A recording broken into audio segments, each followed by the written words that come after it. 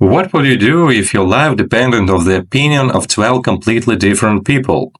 12 Angry Men is a true psychological experiment unfolding in a confined space.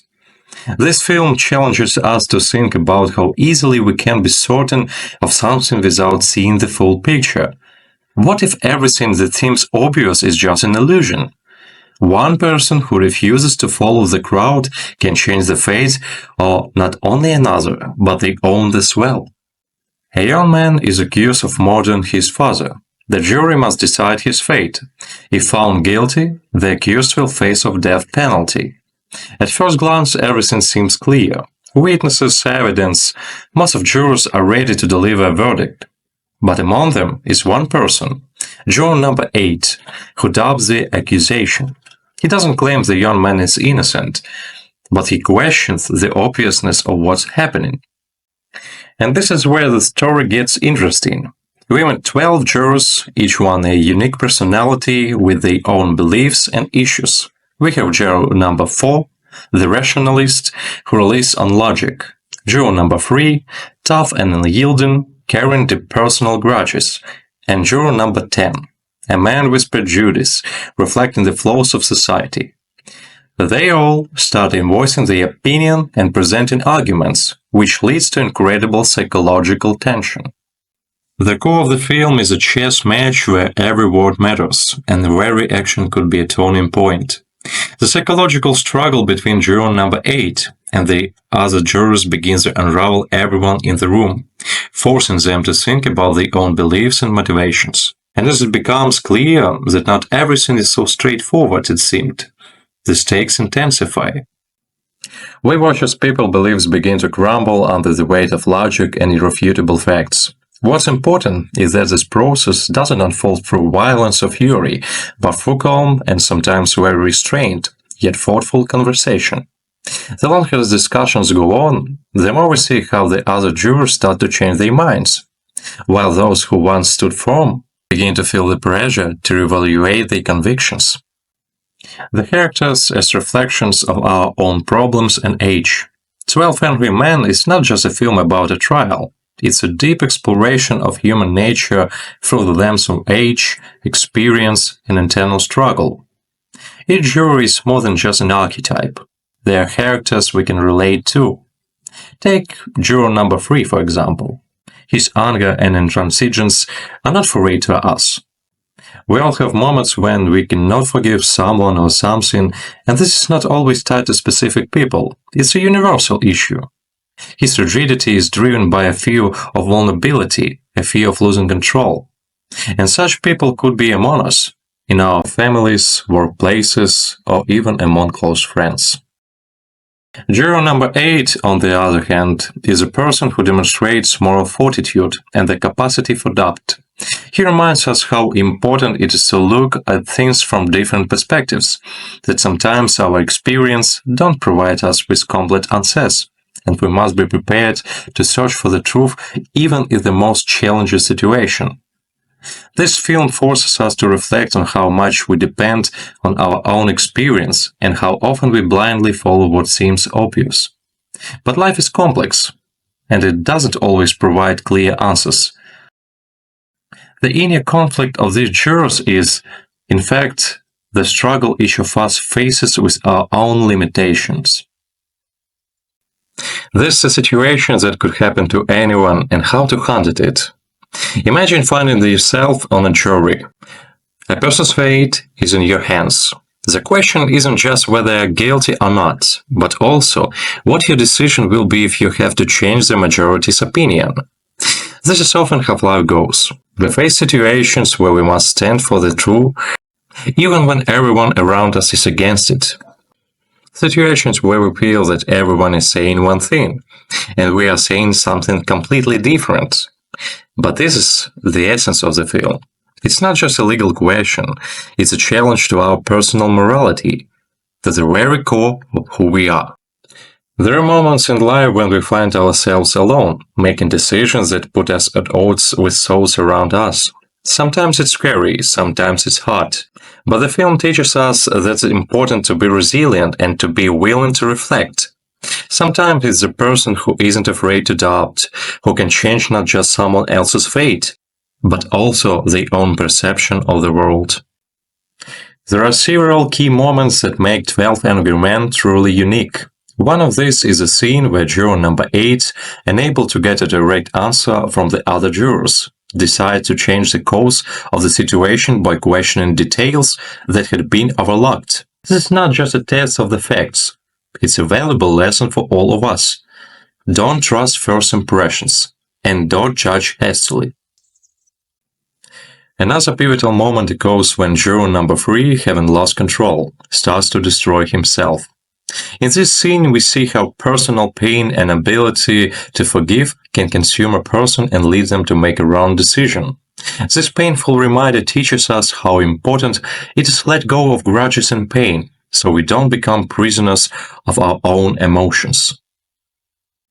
The film also emphasizes the importance of collective wisdom. Without juror number 8's resolve, without his ability to question the prevailing opinion, all the jurors would have remained in their certainty. This moment reminds us that our ability to think independently and seek the truth, even when it contradicts the majority, makes us stronger. We learn that sometimes it's important to set aside our pride to arrive at the best decision. The climax comes when the majority of jurors begin to have doubts, and those who stood firmly on their positions confront their personal demons. But this isn't just a resolution of the case, it's a moment where we see how the jurors, in their fight for truth, transform as individuals. Each of them, from juror number 8 to juror number 3, undergoes a change throughout this process. 12 Angry Men is not just a film about a trial, it's a film about people, their weaknesses, fears, and the decisions they make that could change someone's fate. It's not just about the truth, but about what we do with it.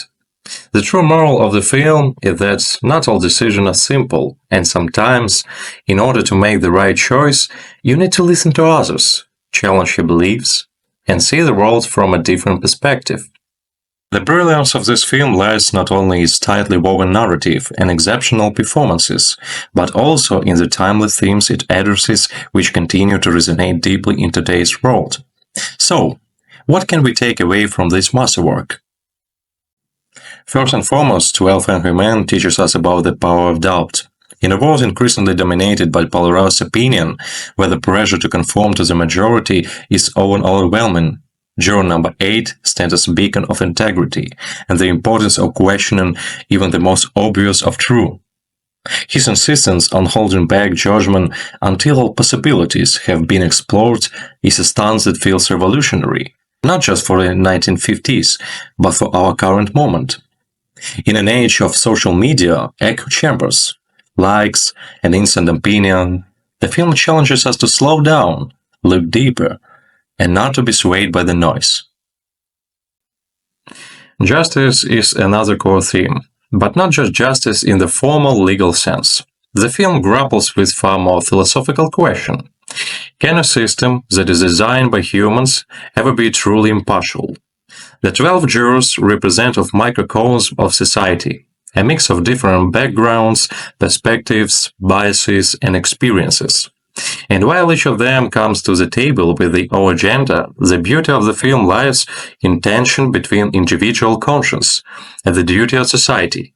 In the end, they must ask themselves not just what is right, but what is fair, a question that remains as relevant in our legal system today as it did in 1957. The morality of this film is not simple. It's not about heroes or villains. It's about people grappling with their own shortcomings, fears, and prejudices. Juror number 3, for example, is driven by personal pain. His fractured relationship with his son clouds his judgment, revealing his personal biases can deeply affect decision-making. Meanwhile, juror number 10, whose views are rooted in racial prejudice, becomes a representation of society cancer that remains stubbornly present even in modern age. But the key takeaway here is that each juror is allowed to change. Their development is proof that redemption and growth are possible, and that self-awareness can lead to moral clarity. Today we live in a world where trust in institutions is fraying, where the pursuit of justice is often hindered by politics, and where our own biases, conscious or unconscious, shape our perception of right and wrong.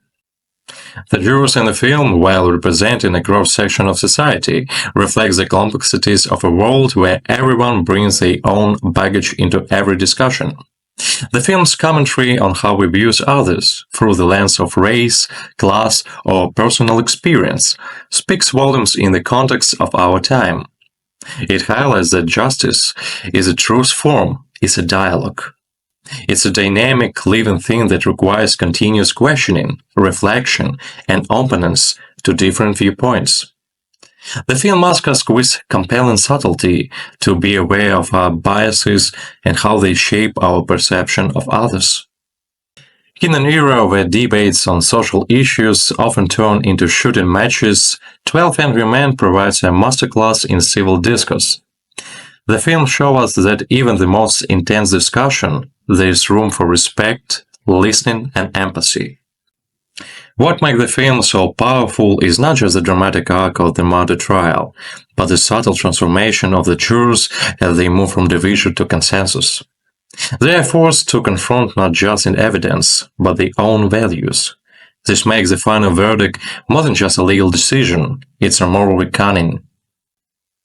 In terms of filmmaking, 12 Angry Men also stands as testament to cinematic restraint. Directed by Sidney Lumet, the film is minimalist in its setting, relying almost entirely on dialogue and performance to drive the story forward. The confined setting of the jury room, the careful framing of each character builds a sense of tension and claustrophobia, mirroring the internal struggle each juror faces. The lack of flashy visuals or action sequences forces us to focus on the characters, on their words, their expression, and the moral weight of their decision. At its heart, 12 Angry Men is a film about the struggle between conviction and doubt, individual morality and collective duty, personal prejudice and the universal justice. It forces us to reckon with our own deceptions, question our certainty, and find common ground in the most unlikely of places. And this is precisely why it remains as relevant today as it did back in 1957. So, what does it mean for us today? It means we must be willing to engage with others in good faith, to question our biases and to pursue justice, not for the sake of expediency, but for fairness. It means we must embrace the discomfort that comes with challenges our assumptions, even if it means standing alone, just like juror number 8. The film ultimately asks us to become better listeners, more empathetic individuals, and more responsible members of society, because in the end, justice is not just a legal matter, it's a moral one. At a time when the world often feels divided, 12 Angry Men remind us of the importance of listening, of truly hearing one another out, and of standing up for what is right, even when the odds seem stacked against you. It's a powerful and necessary message, one that will remain as vital tomorrow as it is today. What would you do if you were in a similar situation? Tell us in the comments. Thank you for joining me in this review. If you enjoyed it, don't forget to like, share, and of course subscribe. I truly appreciate every one of you. Let's make movie reviews not just informative, but truly beautiful and engaging together. This was Amello. I'll be seeing you in the next video. Ta-da!